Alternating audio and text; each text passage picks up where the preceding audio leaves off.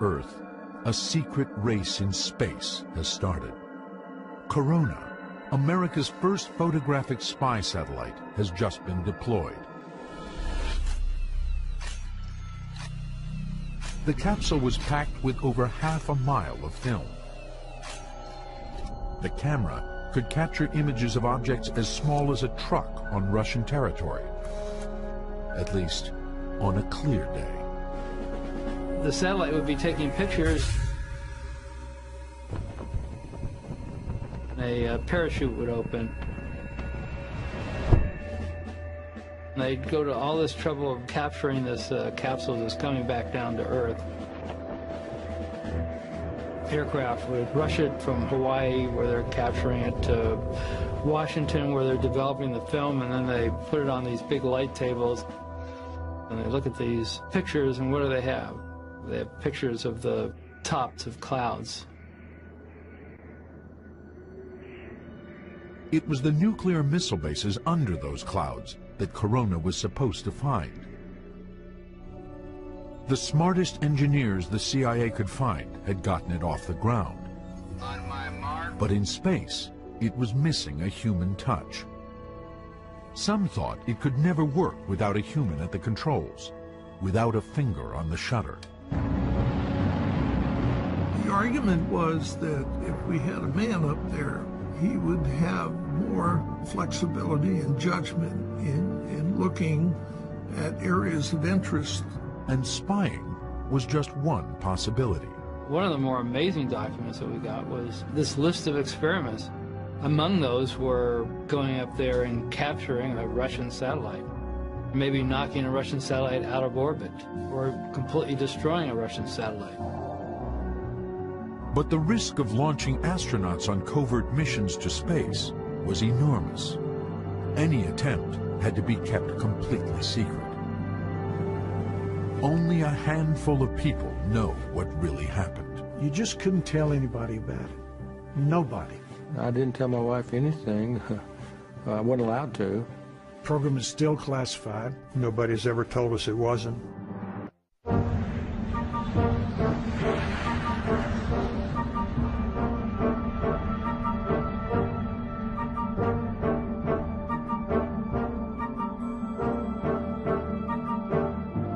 May Day, 1960, the height of the Cold War, and 13 miles above the Soviet Union, all systems were go. The CIA's secret U-2 spy plane was on a mission to confirm an alarming intelligence tip. A new Soviet nuclear missile base close to the Arctic was about to become operational. So this made the White House very nervous. It was in a position where it could launch missiles over the North Pole, which was the shortest route from Russia to the United States. The U-2's cameras were technological marvels, but the key to the U-2's success was the pilot's ability to find and photograph the best targets. The Soviets, would threaten us when they could get away with it. So we needed to know where their technology was. We needed to know what they were doing in the missile field, where the silos were, what kind of missiles they had. The U-2's pilot was Francis Gary Powers. He thought if he flew above 60,000 feet, he should be safe. No Soviet anti-aircraft missiles could reach him.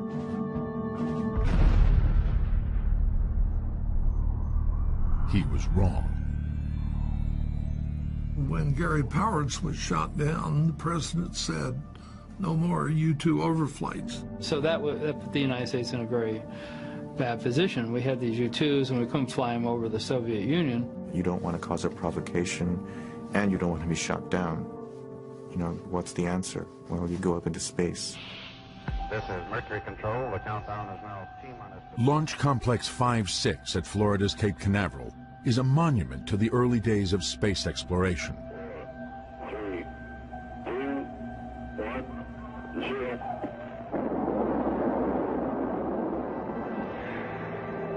Now a museum, it was once NASA's command center for the launch of Alan Shepard, America's first man in space.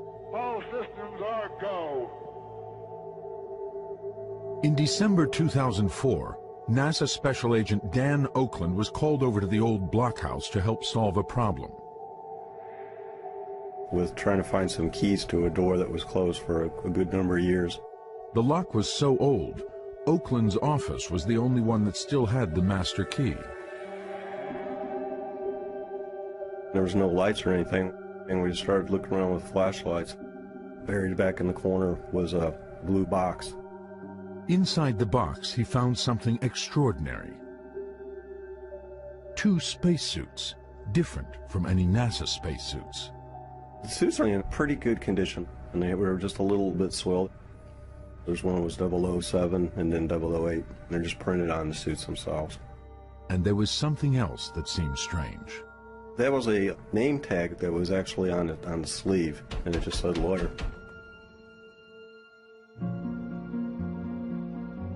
I've been following space and espionage for a long time, and after I heard the story of Dan Oakland finding these spacesuits, I thought it was extremely interesting. For James Bamford, an author and investigative reporter, that name lawyer became a window into a hidden world. There was a small article about these suits in a space website, and it was very curious, because if you look at the list of NASA astronauts, there's never been a NASA astronaut named Lawyer. But I did find the name Lawyer, Captain Richard E. Lawyer, on a list of pilots chosen to be part of an Air Force space program in the 1960s. When I looked closely at the program, I realized it had been run by a secret agency inside the Pentagon. Well, I did manage to get some documents. Much of the program, even 40 years later, is still officially secret. Lawyer's name was on a list of 17 pilots who were chosen for the program. I managed to talk to him off camera about a month before he died. And the information he gave me helped me find 10 of the other pilots who are still alive. It's an impressive group. Some of the pilots Bamford found became space shuttle astronauts. Vice Admiral Richard Truly even became the head of NASA. Lieutenant General James Abramson was put in charge of President Reagan's Star Wars program. General Robert Harris would become vice chairman of the Joint Chiefs of Staff. None of them has ever talked publicly about the secret that ties them all together. An Air Force program called MOLE. It's one of the great untold stories of the Cold War.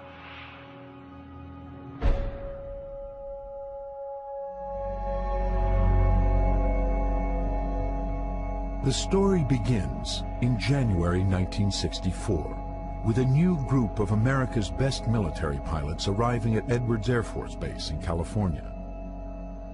They had been assigned to train at a place called ARPS, the Aerospace Research Pilot School. So I arrived at Edwards into what they called ARPS. Didn't know a soul. Run by Chuck Yeager, the first man to fly faster than the speed of sound, ARPS was a school where some military pilots with the right stuff were groomed to become astronauts in NASA's civilian space program. This year, it was different. As we went through our student year and got toward the fall, we realized that something funny was going on, and the thing that was funny going on was they were actually conducting a secret, I guess you'd say, a crew selection. Without them knowing it, they were actually competing with each other for this program. They were being watched and being evaluated by these people to see who would make the best astronauts. The program was so secret, it was even kept from the potential astronauts themselves. We'd fly in the morning, we would have classes in the afternoon, and we'd study and reduce data at night. They would teach you astronomy and flight mechanics, orbital mechanics, the relationship of bodies that are in orbit or either around the Earth or going to the moon, stuff like that. For the students, it was more than just books and flying. They were poked and prodded, spun in centrifuges, bounced in chairs, and battered with psychological testing. And lo and behold, they finally came out with a list, and I was on the list. I almost fell over. I had no idea. Then I had to go through a screening with a couple other guys to see whether I would fit. The previous height limit had been 6 feet, and I was almost 6'2". I was determined, so I pulled that helmet down so tight I was almost dying, but I just barely made it. I think there were about 100 people that started out, and to survive down to 8 or so made you feel pretty good. This was 1964. In 1964, only Mercury had flown. The Gemini astronauts were down at NASA. And here we were going to get to fly in space, even though it was a military program. So we were sitting on the top of the anthill. And they finally did tell the people that they selected, but they only told them a cover story. They didn't tell them the real story about what they were being selected for. What they told them was that they were just going to go up to space and do experiments. Unlike U-2s or spy satellites, launching man into space just couldn't be kept secret.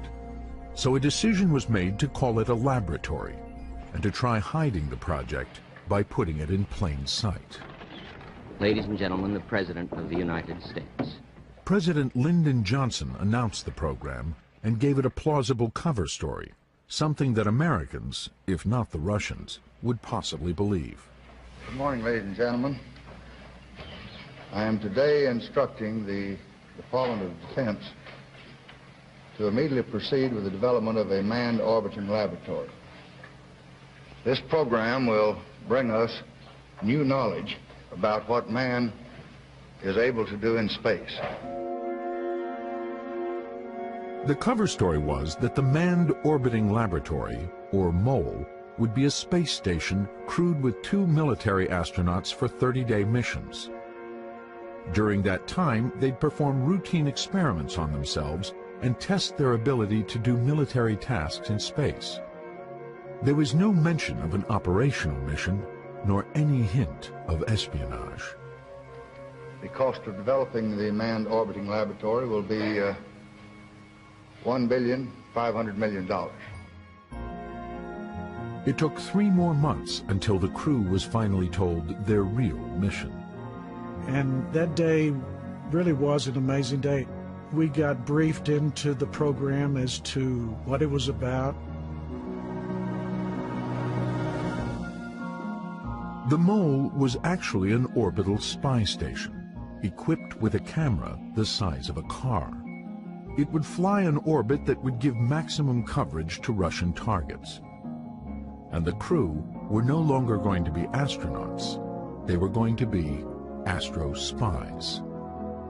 In essence, they're going to become the successors to Francis Gary Powers, basically. They're going to be the people who are going to be flying over Russia now. I think everybody was tickled. I mean, it was something that we really thought would contribute.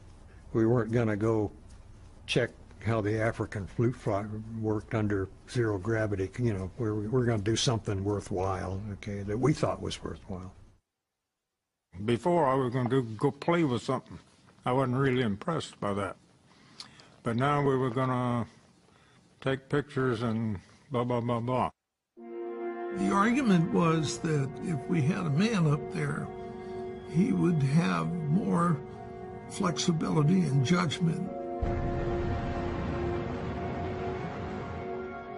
The plan was to launch a 2-man Gemini capsule atop a 56-foot-long laboratory module. In orbit, the crew would unlock a hatch cut into the capsule's heat shield and crawl through a narrow tunnel into the pressurized crew compartment. Inside, as seen in this newly discovered government film, the astrospies could look through a viewport and observe and photograph high-priority targets in Russia and elsewhere. When the 30-day mission was completed, the astrospies would return to Earth in the Gemini capsule, leaving the laboratory module to deorbit and burn up in the atmosphere. With their highly classified mission in hand, the astrospies disappeared into a hidden world. The only people you could really communicate with about what you were actually doing were people within the program office. When we traveled, we didn't identify ourselves as MOL or crew members or anything else. And I think once in a great while we traveled on ID that identified us as somebody else. We didn't go around tell everybody, knock on everybody's door and say, hey, I was an astronaut. Although we did have a joke in the program that one day there was going to be a little article back on page 50 of the newspaper that said, an unidentified spacecraft launched from an unidentified launch pad with unidentified astronauts to do an unidentified mission. That's the way it was. But despite the carefully crafted cover stories, despite all the safeguards, half a world away, the Russians were carefully watching and listening, and they didn't believe a word. We had some information about the MOL program from open and closed channels. We had our sources. These guys in Russia were smart. They could look at MOL, they could see sort of the general systems layout, and they could tell you, well, this is for something much more serious than simply applied military experimentation. Russia was being surrounded by a network of American nuclear missile bases, and we needed information on the location of these bases. Reconnaissance from outer space was absolutely necessary.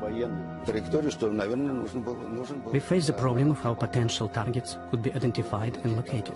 That's how the Almaz project was born. In Russian, Almaz means a diamond in the rough. Almaz was the code name for the Soviet spy ship, a code name that could never be spoken. Almaz was a state secret, a spacecraft the Soviets hoped would dwarf the American MOL. It's not just a satellite or a spaceship. It's a whole complex, a whole system that consisted of a number of elements. Its overall weight was about 20 tons. We're talking about two massive, 20-ton spaceships in space docked to each other, cosmonauts photographing the Earth, perhaps even doing some sort of battle simulations. And it wasn't just going to be bigger, it was meant to be better. Unlike the MOL, Almaz was designed to stay in orbit for years at a time. Supply ships would ferry cosmonauts and equipment back and forth on a regular basis. The Soviet Union at that time was ahead in many ways. We launched the first satellite. We had the first spaceman, so we believed we were ahead of everybody. Almaz and MOL were, in some sense, kind of the shadow space race. It was the one without the parades.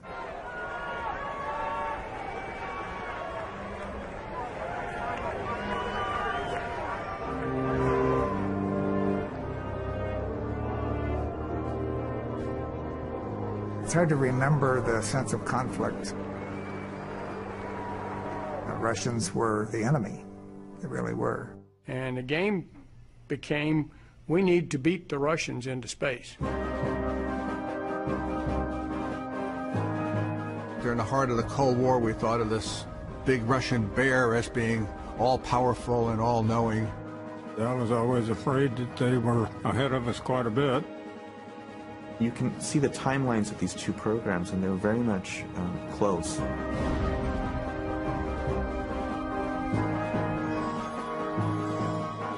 Hidden from view, an intensive training program began. MOL crew members began simulating life in zero gravity. We did some of the work in zero-G airplanes, particularly learning how to crawl through that hatch in the Gemini B. One task the astrospies simulated over and over was one of the most basic, going back and forth through the hatch and narrow tunnel that connected the Gemini capsule to the laboratory module. One would go back into the Gemini through this really awkward tunnel. Now, as we progressed on the program, we got better at what we were doing. In an eerie parallel world, Cosmonauts were practicing exactly the same maneuvers in Russian airplanes. Even though there was no exchange of information between the Americans and the Soviets, we were thinking in the same direction.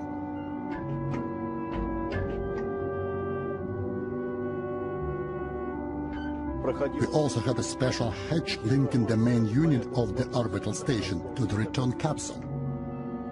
To simulate life on board the Almaz, Russian designers built underwater tanks with a mock-up of the spaceship. There, planners had more time to study complicated maneuvers, like loading film capsules into the station. Half a world away, the Americans had developed the same solution. Former test pilot Bud Evans was put in charge of designing the underwater training program.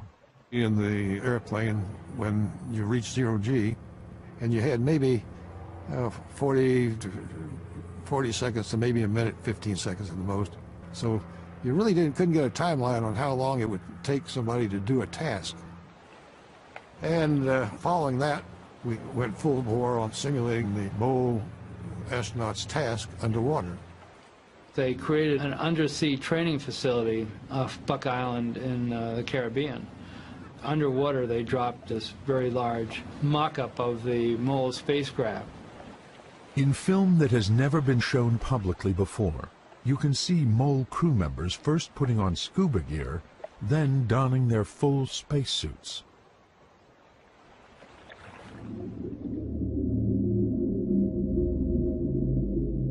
It was very similar to what it would be in space. Cutting out some of the gravity, you can't move very well. With a more complete mock-up, the MOL crew members practiced more mission-critical tasks, like simulating how to move the packages of exposed film back through the narrow tunnel into the Gemini capsule. We had to know how long these tasks were going to take. This was one way to get some real timeline studies.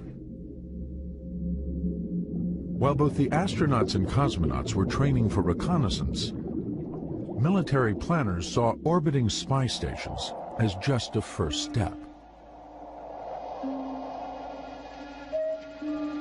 Any nation sufficiently advanced in space technology can convert a vehicle into a military spacecraft to deny the use of space to the free world. A 1963 Air Force briefing film titled Space and National Security depicted space as a battlefield and showed just how far the military thought that battlefield might extend. In the 60s, this was a time of big thinking on both sides. The Russians were really thinking grand, and we're talking multiple battle stations in Earth orbit, reconnaissance stations, manned by dozens and dozens of cosmonauts.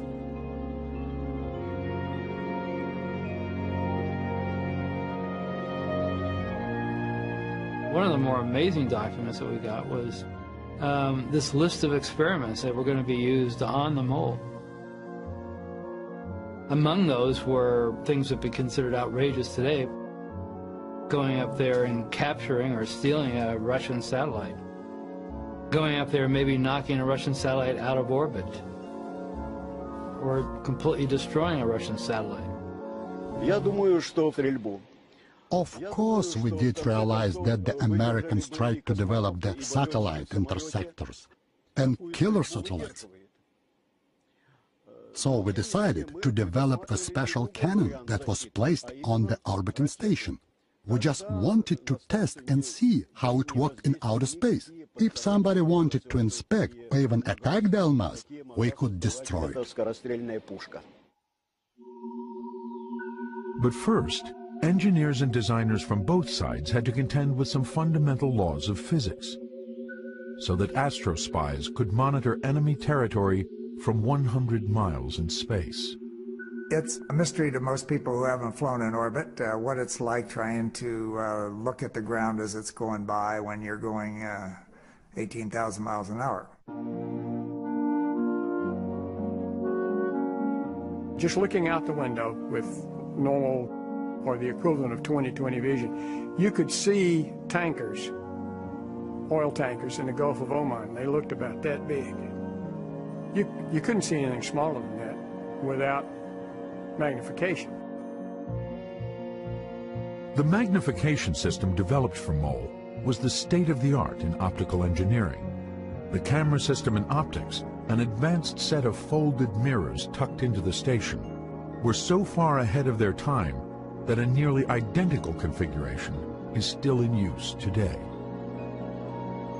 So if you picture a Hubble Space Telescope, this huge bus-size telescope in space, pointed out at the stars, if you just turn it around and point it towards Earth, that would be the KH-11. We had very high resolution. For photo analysts, it is all a question of resolution. The higher the resolution, the smaller the object you can see on the ground. Extraordinarily, the MOL's camera was designed to spot objects as small as 3 inches. The 3-inch resolution was pretty critical to providing our people with the technical details of what the threat was and what the capability was. The goal of people who do reconnaissance has always been to get the highest resolution. But it's a trade-off. Tighter you get the picture, the better resolution you get, but the less coverage you get. What you really need is to be able to look at a big scene and say, oh, there's something interesting I really need to look at over there. Inside a MOL training simulator, joysticks could zoom the lens both in and out and from side to side. A wide-angle viewfinder could spot targets at the very edge. We had optical eyepieces to look through with ways to point the line of sight, and they had photographs simulated to give you something to look at, to test your ability to zero in on a point of interest quickly and accurately. The camera system was a huge engineering challenge. It required great precision while the target was in motion, and the station was orbiting over the poles. They're trying to take a picture of something on Earth. As the Earth is going around on its axis at 1,000 miles an hour, and they themselves are traveling around the Earth at 17,500 miles an hour. It was an extremely difficult scientific task to try to create a camera system that could take a very accurate picture, knowing that everything is moving at a different relationship to each other. In both countries, engineers struggled to create rudimentary motion tracking systems. We had other devices for reconnaissance, but we needed to create a control system that could fix the camera on the targets to avoid blur. On Almaz, they had a particular instrument which would basically freeze the image. They would actually have the camera move and compensate for the angular distance between a particular point. So as Almaz was flying over, the camera would sort of shift slowly to keep its sights on the particular territory. MOL's tracking and targeting system was computerized, but computing was still in its infancy. And by today's standards, they're really crude. They were IBM 4Pis. I don't think they had 50,000 words of storage in them. You could actually go to IBM, actually went there and watched, believe it or not, these ladies sitting there stringing these little magnetic cores on these wires to form the memory of this thing. You've got more on your cell phone probably than they had in those computers. But orbiting computers and tracking systems weren't what made the MOL extraordinary. And the difference between the MOL and an unmanned system is that here's a system with people in it. People are, hands-on in the spacecraft, making decisions and adjusting it and so forth. That's the difference. You have to ask yourself the question, I'm investing an enormous amount of resource to maintain a crew up in space. Now what they can provide is a real-time analysis of the targets. They can look at something and they can say, well, this is something interesting and we should find out more about this. But is it worth that amount of resources to have a crew just tell you that? The MOL program to put human beings in orbit was going to cost more money because everything had to be man-rated. There had to be safety features. It's extra weight. It means the vehicle has to be bigger. It has to have more fuel. It just adds cost everywhere along the line. MOL was a very expensive program. It seems like chicken feed today. It was I think it was a $3 billion program, but in the 1960s, that was a lot of money. Think back in the mid to late 60s, Johnson was the president. He was trying to fund all the Great Society programs. He was trying to fund the expansion of the war in Vietnam.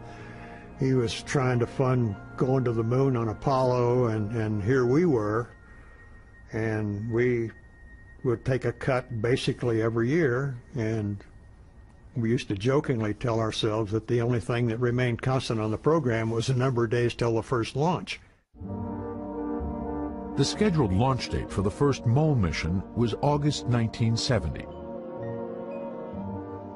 The Russians planned to launch Almaz that April to commemorate Lenin's 100th birthday.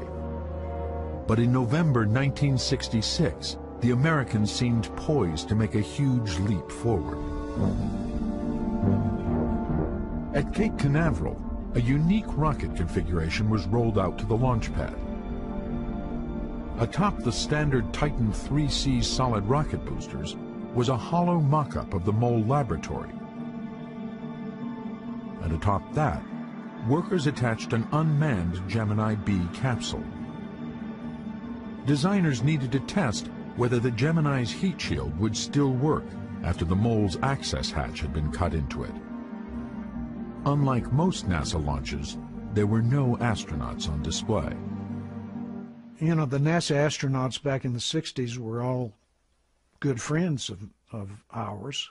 We knew them all. We went to Houston, and when we went to Houston, they'd tell us all about what they were doing, and we wouldn't tell them anything about what we were doing. We were different, that's all. We weren't on the cover of Life magazine. We weren't driving Corvettes. We were, just doing different things.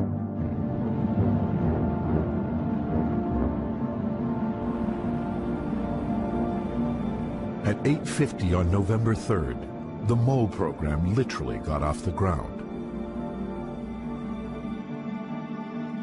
Just over 100 miles in space, the unmanned capsule was ejected.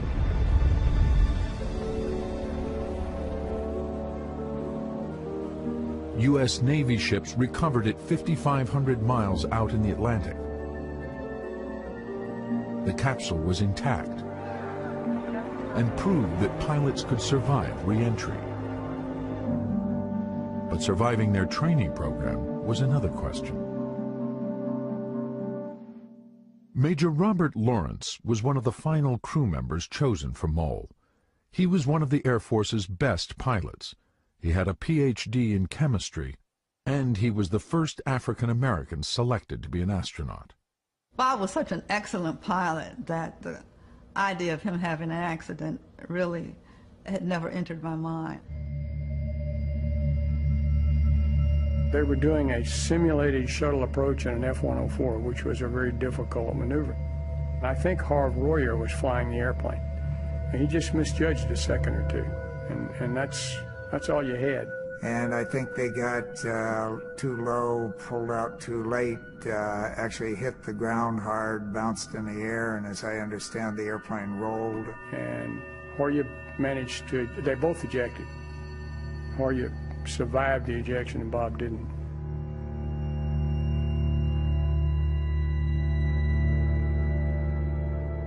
I was standing at home changing the buttons on a dress, and I looked out the window and saw Bob Harris coming up the walk.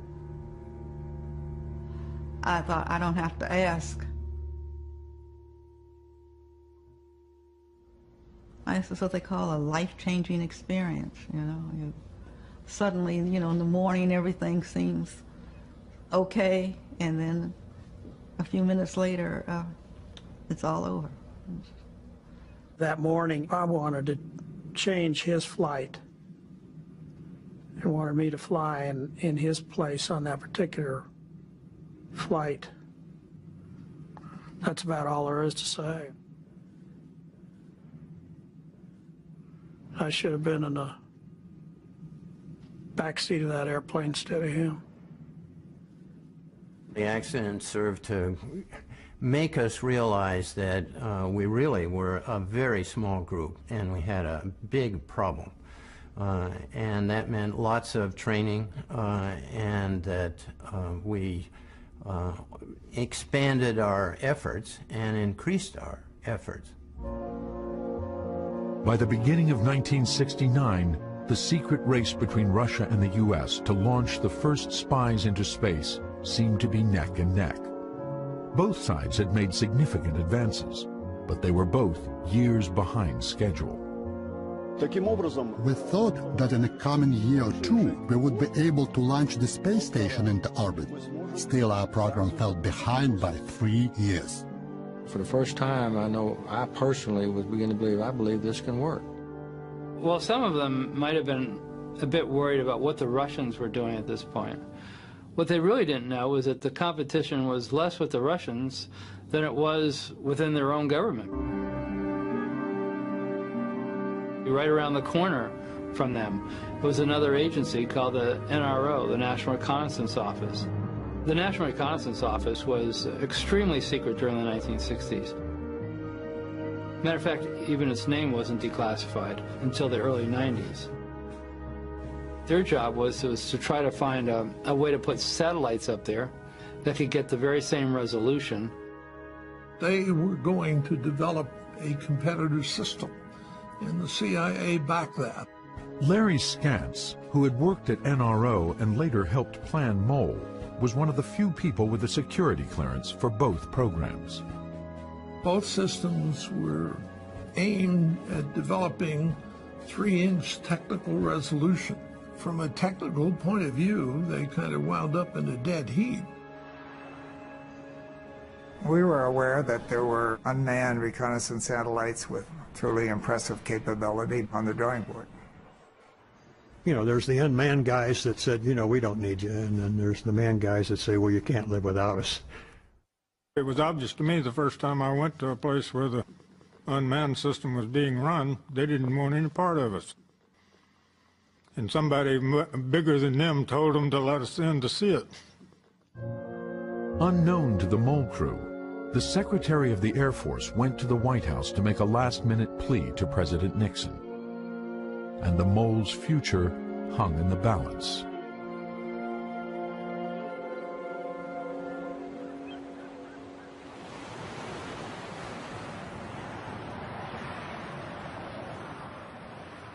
For Hank Hartsfield, the morning of Tuesday, June 10th, 1969, was like any other. I jumped in my little MG, and as usual, I had a little plug in my ear to listen to the local news, and was happily driving down 405. They came in with an announcement. This morning, the Manned Orbiting Laboratory has been canceled by the Department of Defense. Holy cow, what's going on here? And there were 2 news stations. I switched to the other one to see if the story would be any different, and it wasn't. I was in a meeting arguing with an engineer, and I felt this tap on my shoulder, and I looked around, and it was Mac. And I looked in his eyes, and he said, real low, nobody else in the room heard him, he said, the program's canceled. And I turned around to this engineer that I was arguing with, and my mind was blank. I didn't know what we'd been talking about. What happens to the 14 astronauts now who've been training for lengthy missions? Well, they'll find, I'm sure, appropriate assignments elsewhere.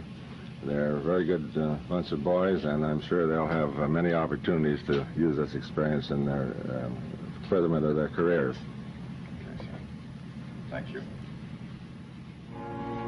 The end of the MOLE program turned out to be as low-key as its beginning. 6 weeks later, the world focused on man's role in space, but they were watching Neil Armstrong step foot on the moon. Oh, that looks beautiful from here. It has a stark beauty all its own. The world was unified at that point, and I think everybody was happy that a human being had landed on another planet. By the same token, I would say that I still cry at night a little bit about not getting to go.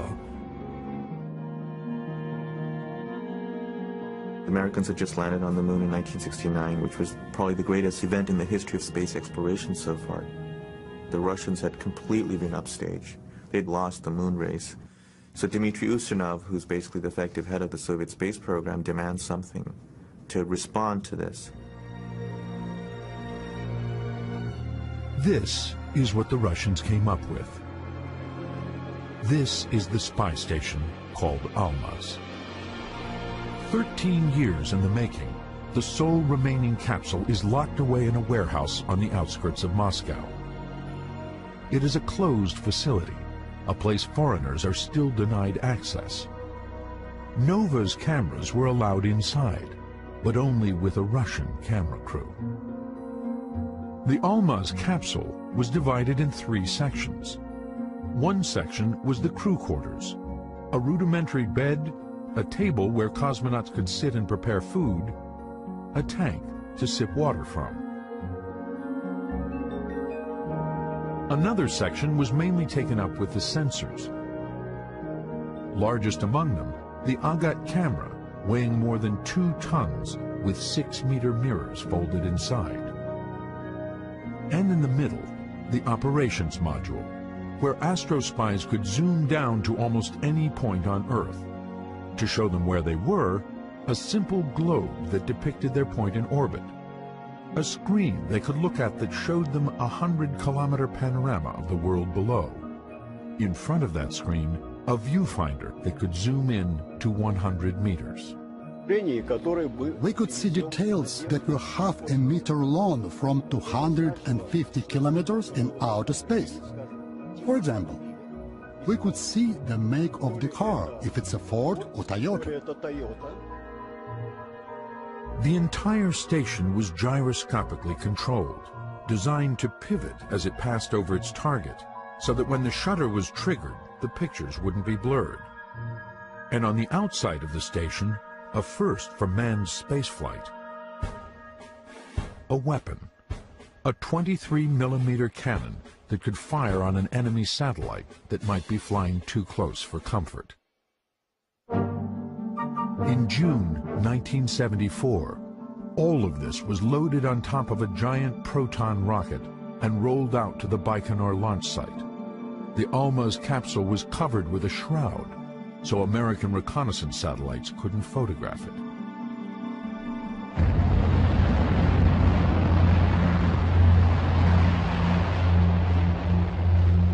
Nine days later, Colonel Pavel Popovich and his flight engineer, Lieutenant Colonel Yuri Artukin, were launched into space to dock with the Almaz station.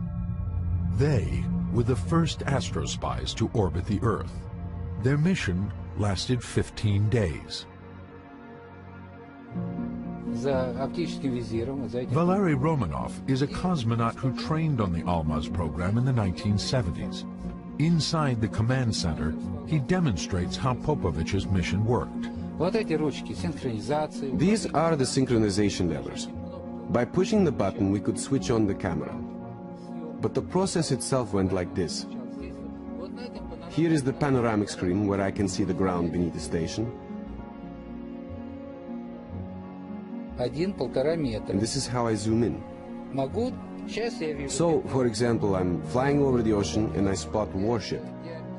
I can see it's going a little bit to the right, so I can rotate the station a little to keep watching it and then film it. 1, 2, 3, and I have a picture. We had a special system to develop the film. You turned off all the station's lights, and in complete darkness, you put the film in the developer, then moved out a projection table to fix the exposed film. Then you could select the most interesting parts and transmit it back to Earth with a video camera. So about an hour after you took a picture, people on Earth could be studying it. Now let me show you the periscope and how it could protect you from attack. If you look through here, you can see outside the station and what's happening around it. Ground control can tell me something is going on. If something's approaching here, and that might be a killer satellite. We had the Noodleman cannon right below the station's belly. So I tried to rotate the station to face the object head-on. And then feed in the command to fire.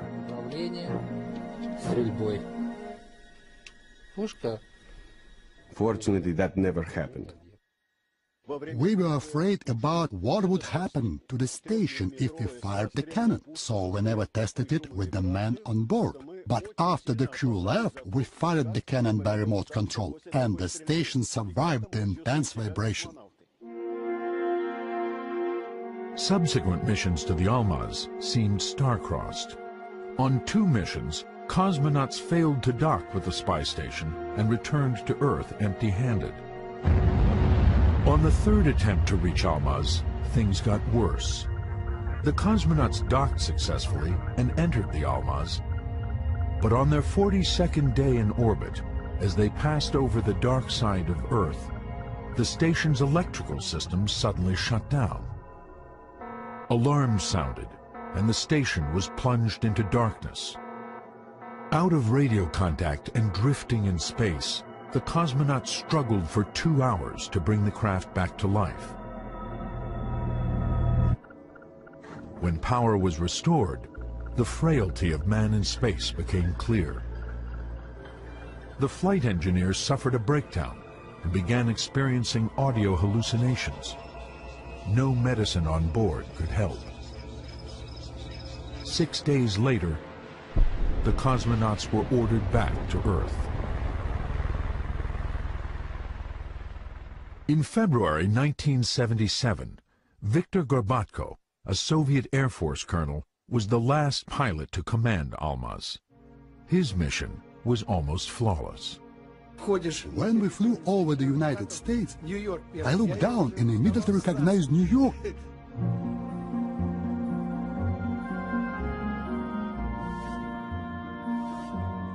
We could see human beings on the streets. I would say we could see objects about 1 meter in size. I had enough time to count planes on the ground when we flew over military bases. We just had to shoot film of any weapons we could spot. That was about all we had to do. Circling the Earth every 90 minutes, he said the Almaz orbit was useful not only for spying on the U.S., but also on its allies. Our main assignment with the Agat system was to film ships and planes on the other side. There was some military tension in Israel, so we had to count how many planes they had. To Colonel Gorbatko, there was a big difference between space espionage and space wars. My mission has a peaceful character. We didn't shoot, we just took pictures. So we were space spies. That would be a good title for a movie.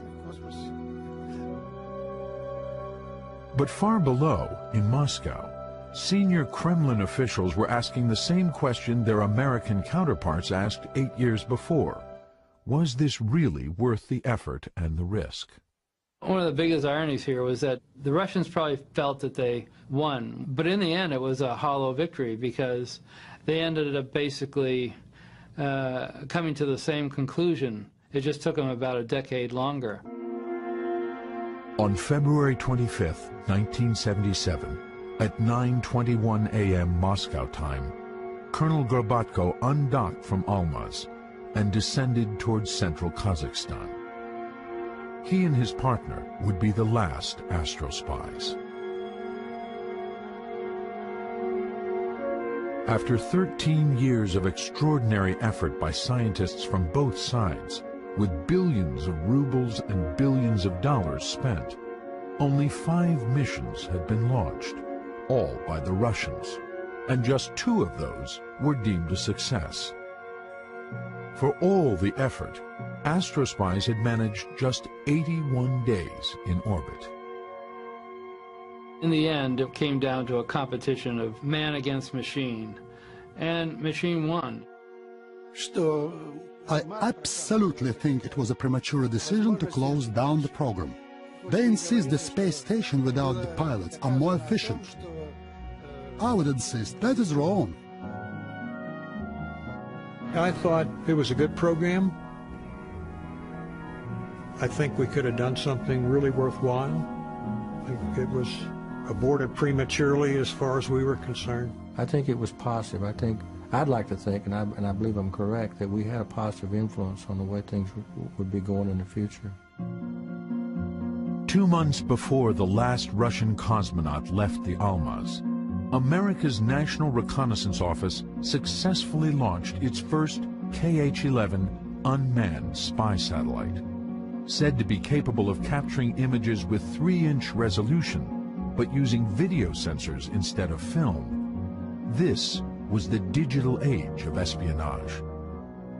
This was what had rendered America's astrospies obsolete before they ever flew.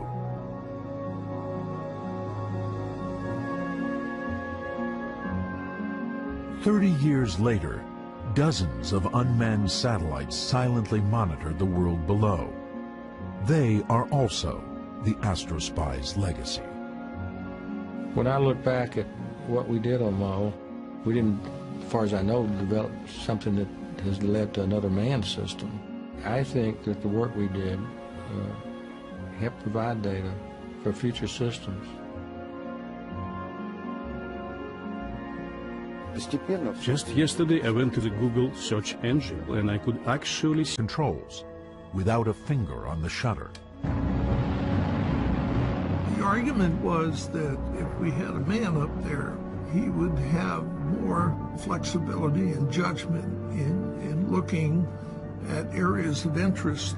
And spying was just one possibility. One of the more amazing documents that we got was this list of experiments.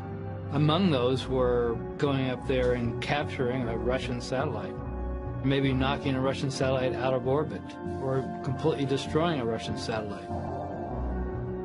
But the risk of launching astronauts on covert missions to space was enormous. Any attempt had to be kept completely secret. Only a handful of people know what really happened. You just couldn't tell anybody about it. Nobody. I didn't tell my wife anything. I wasn't allowed to. Program is still classified. Nobody's ever told us it wasn't.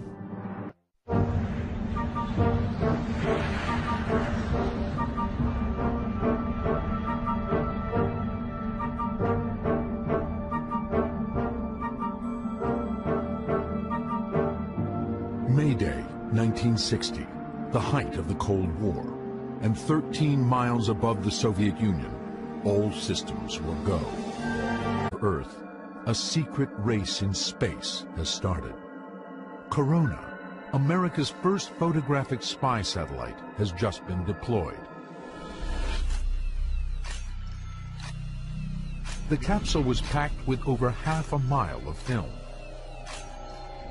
The camera could capture images of objects as small as a truck on Russian territory, at least on a clear day.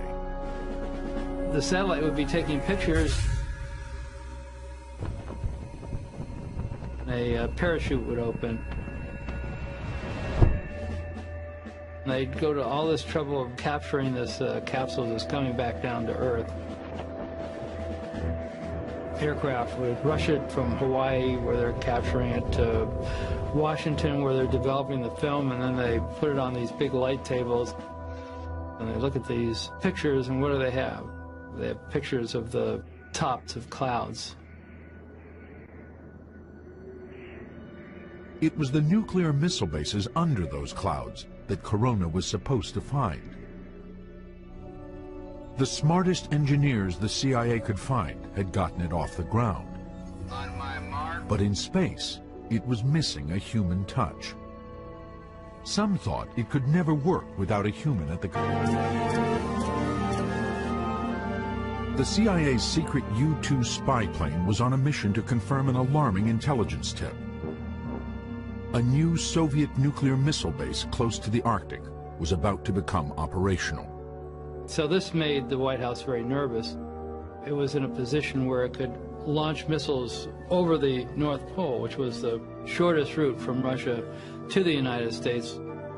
The U-2's cameras were technological marvels, but the key to the U-2's success was the pilot's ability to find and photograph the best targets. The Soviets, would threaten us when they could get away with it. So we needed to know where their technology was. We needed to know what they were doing in the missile field, where the silos were, what kind of missiles they had. The U-2's pilot was Francis Gary Powers. He thought if he flew above 60,000 feet, he should be safe. No Soviet anti-aircraft missiles could reach him.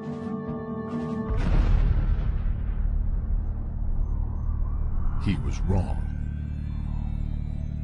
When Gary Powers was shot down, the president said, no more U-2 overflights. So that put the United States in a very... A bit swell.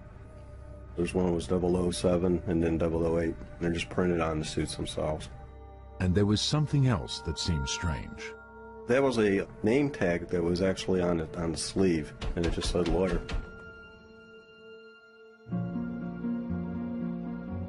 I've been following space and espionage for a long time, and after I heard the story of Dan Oakland finding these spacesuits, I thought it was extremely interesting. For James Bamford, an author and investigative reporter, that name lawyer became a window into a hidden world. There was a small article about these suits in a space website, and it was very curious, because if you look at the list of NASA astronauts, there's never been a NASA astronaut named Lawyer. But I did find the name Lawyer, Captain Richard E. Lawyer, on a list of pilots chosen to be part of an Air Force space program in the 1960s. When I looked closely at the program, I realized it had been run by a secret agency inside the Pentagon. Well, I did manage to get some documents. Much of the program, even 40 years later, is still officially secret. Lawyer's name was on a list of 17 pilots who were chosen for the program. I managed to talk to him. Bad position. We had these U-2s and we couldn't fly them over the Soviet Union. You don't want to cause a provocation and you don't want to be shot down. What's the answer? Well, you go up into space.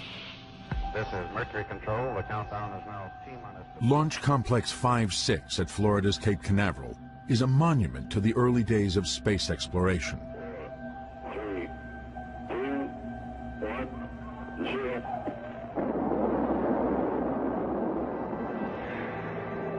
Now a museum, it was once NASA's command center for the launch of Alan Shepard, America's first man in space. All systems are go. In December 2004, NASA Special Agent Dan Oakland was called over to the old blockhouse to help solve a problem. With trying to find some keys to a door that was closed for a good number of years. The lock was so old, Oakland's office was the only one that still had the master key. There was no lights or anything, and we started looking around with flashlights. Buried back in the corner was a blue box. Inside the box, he found something extraordinary. 2 spacesuits, different from any NASA spacesuits. The suits are in pretty good condition, and they were just a little